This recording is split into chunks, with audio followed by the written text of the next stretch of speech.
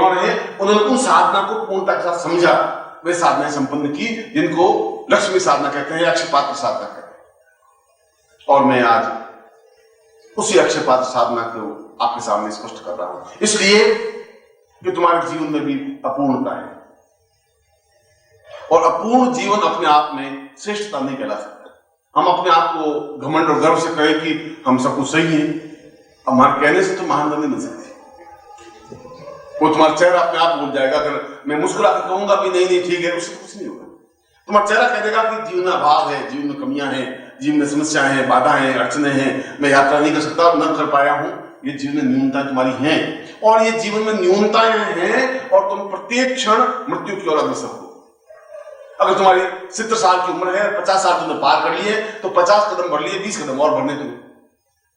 उन 20 कदमों से पहले ही रुक करके अगर तुम कुछ अद्वितीय बन सको, तो 20 कदम ही तुम्हारा सार्थक बन सकेंगे। फिर मृत्यु तुम्हारे सामने आ नहीं सकती, फिर मृत्यु तुम्हें खत्म नहीं कर सकती। तुलसीदास को समाप्त तो कर दिया, पर उसकी जिंदगी को प्राणों को खत्म नहीं कर सके। तुलसीदास आज भी जिंदा है, क्योंकि मुझे भी मालूम है, आपको भी मालूम है, पर तुलसीदास जी के पिता का नाम हमें मालूम है ही नहीं, उनके बेटे का नाम भी हमें मालूम नहीं, बस उसके पिता का नाम हमें मालूम नहीं, और राम के लगभग उसके आगे क्या बेटे हुए उनका नाम मालूम नहीं। एक पीढ़ी बाद हम भुला दिए, क्योंकि उस पर्सनलिटी को हमने याद रखा, वह पर्सनलिटी जो अपने आप में अद्वितीय हो सकती है। तुम्हारा नाम अपने आप में अद्वितीय हो सकता है, नहीं हो सकता। तुम्हारे पिता का नाम अद्वितीय नहीं बन सके, नहीं बन सका, कोई जरूर नहीं है। उनको कोई योग्य गुरु नहीं मिल पाया जिंदगी में, और रह गए अपनी जगह छिटक के और मृत्यु की ओर चले गए। ये कोई बहुत महानता की बात नहीं। हो सकता तुम्हारे आने वाली पीढ़ियों को नहीं मिल सके गुरु, कोई जरूर नहीं है गुरु मिलेगी। ये तो सौभाग्य है कि तुम्हारे रास्ते में जा रहे हैं, गुरु मिल गए, और ऐसा गुरु मिल जाए जो अद्वितीय हो, तो फिर तुम्हारे चरण उनको पकड़ लेने चाहिए, फिर रुकना नहीं चाहिए। फिर अगर आज से चरण रुक गए, फिसल गए, तो फिर वो तो अपने रास्ते चला जाएगा, तुम अपने रास्ते से मृत्यु की ओर बढ़ जाओगे। पहचानने की क्षमता, पकड़ने की क्षमता, उनके जीवन में उतरने की क्षमता तुम्हें होनी चाहिए।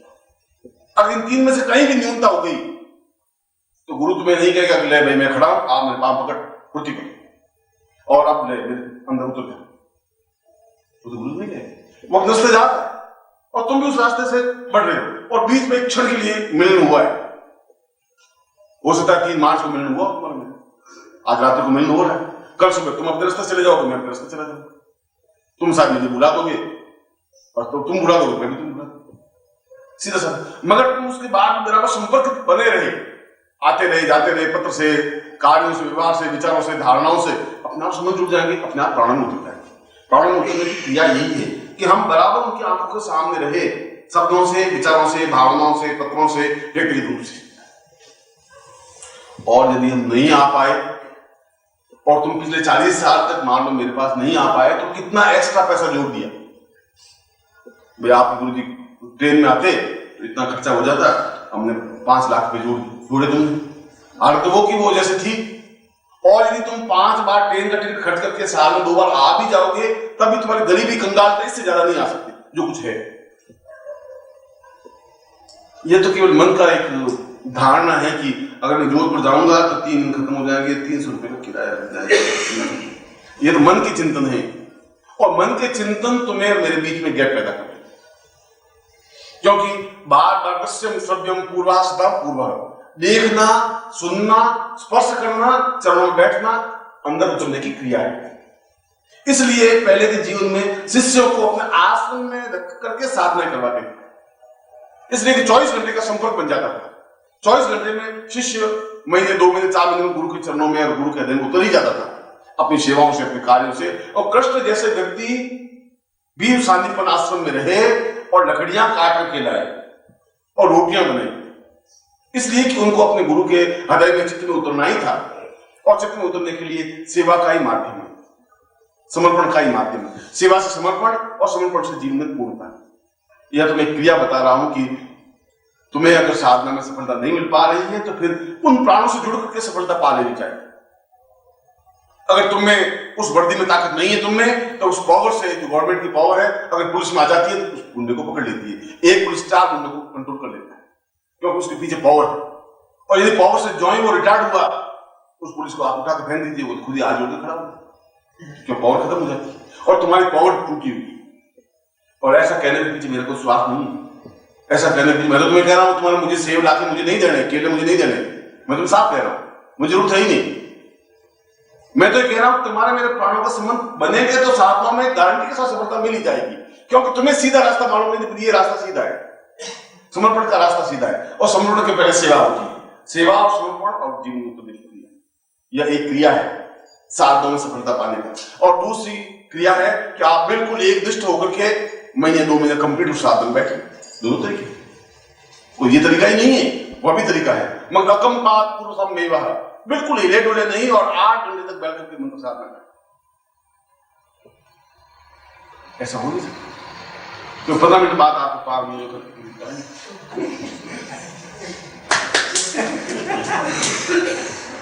अभी 15 मिनट हुए, 8 घंटे गुरु जी ने कहा, 8 घंटे गुरु जी तो कह दिया, गुरु जी खुद बैठ के बता तुम्हारे मन के विचार कहना बहुत दूर है भैया, गुरु जी ने कह दिया, गुरु जी कहते गुरु जी खुद बैठे मालूम पड़े। मैं तो तुमसे पूछना आऊंगा नहीं, वहां तुमने ऐसा कहा नहीं कहा, साधना तुम्हें करनी, मुझे करनी, सिद्धि तुम्हें प्राप्त करनी। और जो मैं कह रहा हूं कि अकम बात बिना हिले डुले 8 घंटे या तो बैठेंगे या तो वो रास्ता है, दोनों में कोई भी रास्ता चुन लीजिए। उस रास्ते में सेवा है, समर्पण है, उतरने क्रिया है। इस रास्ते में एक निष्ठ होकर के मंत्र जाप करना है, उतर जाना है इष्ट में। मगर ये रास्ता सीधा है, इसलिए साधना का रास्ता जब कठिन हो गया तो सेवा का रास्ता अपनाया भक्तों ने। सूरदास ने भगवान कृष्ण की आराधना की, पद गाए, मीरा ने उनके साथ नृत्य किया, कबीर ने उनके भजन गाए, और उस रास्ते के माध्यम से भी अपने इष्ट में उतरे। वह भी एक रास्ता, सेवा का रास्ता है। रोज मीरा कृष्ण के लिए खाना बनाती, रोज खाना रखती कृष्ण के सामने, पंखा जलती है, बैठ बैठ याद करती रहती कि अब कृष्ण खाना खाएंगे।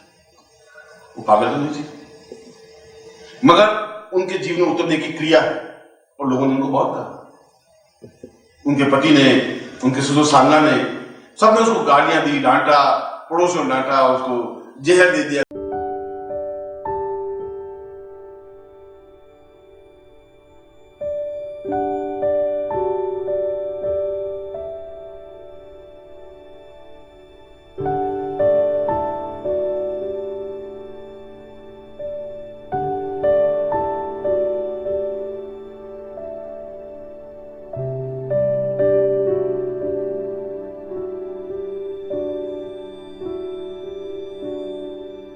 सांप के पिटारे भेज दिए गए। उसने कहा जीवन का ये मतलब नहीं है। भौतिकता मतलब थी, सांगा की बेटी की बहू थी, मामूली बात तो थी नहीं, मेवाड़ की महारानी थी। मगर उसने कहा कि आध्यात्मिकता के बिना जीवन मेरा पूर्ण नहीं हो सकता। और मैं तुम्हें भी वही बात कह रहा हूं कि आध्यात्मिकता के बिना तुम्हारा जीवन पूर्ण नहीं हो सकता। अगर आध्यात्मिकता तुम्हारे जीवन में नहीं है तो फिर जीवन तुम्हारा एक रस होकर के चला जाएगा। उस जीवन में आनंद नहीं है, उस जीवन में सफलता नहीं है, और तुम्हारे प्रयत्नों से तुम लक्ष्मी को इकट्ठा नहीं कर सकते। तुम 5-25 करोड़ इकट्ठे नहीं कर सकती, गारंटी, चैलेंज लिख के दे देते यार। क्योंकि तुम्हारे परिश्रम से होती तो अब तक 40 साल जवानी के तुमने, अब तो सफेद बाल होने लगे तुम में से, अब तो बुढ़ापे की ओर धकेलने लगे हो तुम। जो जवानी तो आजकल के युग में 17 साल से शुरू होती है, 23वें साल में खत्म हो जाती है। 24वें साल में तो गाल कुचकने लग जाते हैं, 25-27 के बाद तो बस हो गया। आधे 60 साल की उम्र, 30 तो आ ही गए। गुरु जी अब क्या है, पीछे रहे 30 नहीं, जैसे पार लगाए वैसे पार लग जाए। 2 बच्चे हो गए, भगवान की कृपा है। वो तो 30 साल की उम्र में तो डरने लग जाते, इसलिए बुढ़ापे की ओर अग्रसर हो गए हो। और यौवनावस्था में कमा करके 5 लाख रुपए इकट्ठे नहीं कर पाए, अब तुम नहीं कर सकते, ये क्लियर हो गया। अगर कर लेते तब तक कर लेते। कुल मिलाकर आंख बंद करके देखें तो 4 लाख का मकान है, 2 लाख का कर्जा है, और 3 बेटों में बंटवारा करेंगे तो मेरे जमीन तो 6 गज आएगी आदमी। तुम्हारे पास संपत्ति कुछ नहीं, पूंजी कुछ नहीं, इसलिए नहीं है कि तुम्हारे उपार्जन से नहीं बन सकता। इसके लिए तुम्हें और कुछ साधन अपनाना पड़ेगा, और वो साधन साधना का है, वो अक्षय पात्र साधना का है, लक्ष्मी साधना का है। सैकड़ों साधना जिसके माध्यम से अद्वितीयता प्राप्त होती रहे, लक्ष्मी आती रहे, बहती रहे, कमी रहे ही नहीं, उसको लक्ष्मी कहते हैं। तालाब का पानी अगर है भी तो महीने, 2 महीने, 3 महीने चलेगा, सूख जाएगा। लबालब भरा हुआ तालाब है, बहुत बड़ा तालाब है, बिल्कुल डर रहे हैं, मगर वो तालाब का पानी काम का नहीं है, वो समाप्त होगा ही। 5-6 महीने बाद कीचड़ पैदा हो जाएगा, 8 महीने बाद सूख जाएगा। और पतली धारा नदी की अगर बहती है तो बहती रहे, उसका पानी खत्म नहीं होगा। लक्ष्मी तो आनी चाहिए और जाती रहनी चाहिए, प्रवाह होना चाहिए, और वो प्रवाह साधना के माध्यम से होता है। और तुम्हारे पास प्रवाह नहीं है, तुम्हारे पास लक्ष्मी आती है और कोशिश करते हो कि गांठ बांध करके रख दे, और उसका मुंह बांध करके और 100 रुपए का नोट को डिब्बे में और उस पॉकेट में उस बटुए में डाल के बॉक्स में रख देते। उस बेचारी को ऑक्सीजन ही नहीं मिले, मर जाएगा लक्ष्मी। और मरी हुई उसको लाश को तुम कितनी बार 100 का नोट देखो और फिर तब उससे क्या होगा? तुम उसको आनंद दे नहीं सको। लक्ष्मी तुमसे दुखी, तुम लक्ष्मी से दुखी। वो सोचे कहाँ फंस गए यार, बॉक्स के अंदर ठेठ घुसेड़ दिया।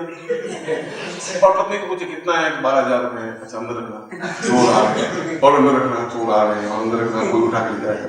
लक्ष्मी को सांस लेने दो, वो सूख जाए, तलाक हो जाए। उसका आनंद तुम जिंदगी में नहीं ले सकते। बहता हुआ पानी होना चाहिए, बहता हुआ हो, उद्गम हो। ऐसा नहीं कि मतलब आवेग खत्म हो जाए, प्रवाह होना चाहिए। और वो प्रवाह साधनाओं के माध्यम से ही हो सकता है, केवल मात्र साधनाओं के माध्यम से हो सकता है। क्योंकि मैंने जिंदगी में परिश्रम करके कमा कर भी देख लिया, मैंने जिंदगी में परिश्रम बहुत किया है। तो सब मिलकर के जितना परिश्रम नहीं किया उतना से ज्यादा मैंने परिश्रम किया है। अपने हाथों से अपनी जिंदगी की उस हालात को देखा है जब मैं और मेरी पत्नी दोनों जंगल में लकड़ियां काट करके और शहर में बेच करके, और पहले आने चलते थे, 3 आने मिलते थे, उससे शाम को मैं रोटी बनाता था। मैंने वो जिंदगी देखी। और बड़ी मुश्किल से वो 3 आने, जिस दिन लकड़ी नहीं काटे नहीं जाते उस दिन शाम को रोटी नहीं खा सकते थे हम। इस हालात को भी मैंने देखा है, मगर उस हालात से जिंदगी का प्रवाह नहीं बन पाया। मगर साधनाओं के माध्यम से लक्ष्मी का प्रवाह मैंने बना के देखा है, स्वास्थ्य का भी, परिवार का भी, लक्ष्मी का। इसलिए मैं गारंटी और चैलेंज के साथ कह सकता हूं कि केवल साधनाओं के माध्यम से लक्ष्मी का प्रवाह बन सकता है। और इसीलिए इस प्रकार की साधनाएं तुम और हमने नहीं किए, याज्ञवल्क्य ने किए, विश्वामित्र ने किए, वशिष्ठ ने किए, अत्रि ने किए, कणाद और पुरुष ने किए, और रावण तक ने किए। और रावण ने स्वयं कहा कि जब तक अक्षय पात्र साधना नहीं हो जाएगी तब तक मैं जीवन में अद्वितीयता प्राप्त नहीं कर सकता। अद्वितीयता बनना, प्रबलता बनना, पुरुषार्थता बनना, वह जीवन में अक्षय पात्र साधना के माध्यम से ही संभव है। और इसीलिए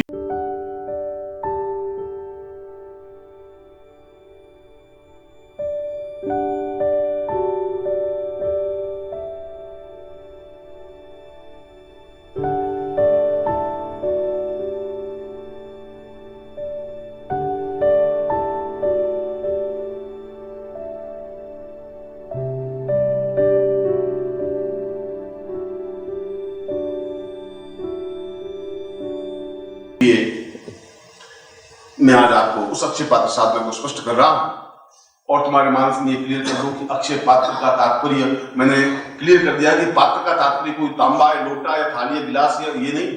तुम्हारा शरीर स्वयं अपने आप में पात्र है और उस पात्र को अक्षय बनाना है। उसमें कुछ क्षय नहीं हो, उसमें बीमारी नहीं हो, उसमें कष्ट नहीं हो, उसमें पीड़ा नहीं हो, उसमें गरीबी नहीं हो, उसमें निर्धनता नहीं हो। जब ऐसा क्षय नहीं है तो अक्षय है। इसलिए तुम्हारे उस जीवन को पूर्ण बनाने की क्रिया है ये। और तुमने सोचा होगा कि अक्षय पात्र, पात्र का मतलब लोटा होना चाहिए, गिलास होनी चाहिए, साला पात्र कहाँ गया?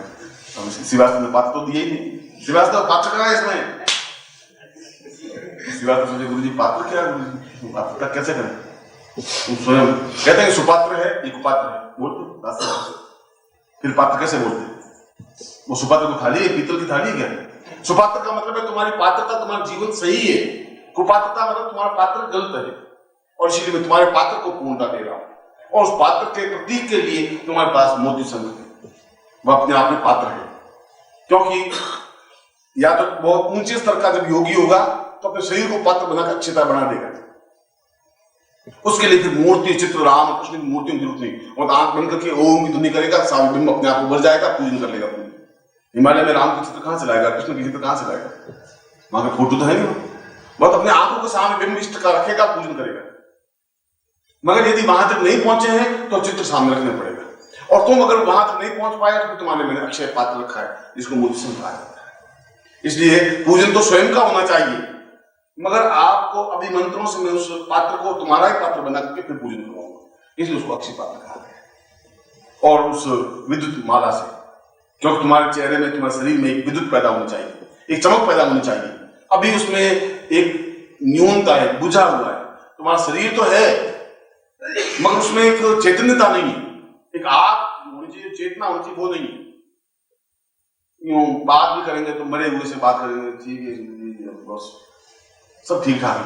अरे तुम मुस्कुराते नहीं हो कि? बस 1.5 महीने में जाकर 1 सेकंड हूं किया बैठे ये तुम्हारी मुस्कुराहट। मुझे तुम्हारी मुस्कुराहट बैठ बैठ के रोना आता है। मैं तुम्हारी मुस्कुराहट देखता हूँ और मैं सोचता हूँ अगर ये मुस्कुराहट तो जिंदगी दे ही नहीं किसी को। ये मुस्कुराहट बड़ा जीवन में एक अट्टहास होना चाहिए, मस्ती होनी चाहिए, तरंग होना चाहिए, एक तरंग होनी चाहिए जिंदगी में। वो तुमने अभी भोगी नहीं, जब भोगी नहीं उसका आनंद तुमने लिया नहीं। ऐसा जीवन होना चाहिए। इसलिए मैं उसमें तुम्हारे उस मस्ती को, उस आनंद को, उस प्रवाह को, उस चेतना को एक गुरु के नाते, अपने शिष्य के होने नाते मैं तुम्हें दे रहा हूं और उसको पूजन संपन्न करवा रहा हूं और बताऊंगा कि तुम्हें किस प्रकार से साधना को संपन्न करना है। क्योंकि उस साधना का प्रवाह तो मैं तुम्हें दे ही रहा हूं, मगर उसको अगर तुम्हें रोज 5-10 मिनट उसमें लगाओगे तो प्रवाह बिल्कुल बन सकेगा। अगर नहीं लगाओगे तो प्रवाह के बीच में बांध बन जाएगा। तो प्रवाह बनाए रखना है और बहुत आनंद और मस्ती के साथ अपने गुरु का पूजन किया, चिंतन किया, प्रवाह लिया, आगे पूजन किया, खत्म। कोई इसके लिए एक निष्ठता और बहुत परेशान होने की जरूरत नहीं है। कोई एक कठिन और दुष्कर क्रिया नहीं है। साधना तो बहुत आसान और सरल है। सही रूप में समझने की जरूरत है, तुम्हें सही रूप में उतरने की जरूरत है।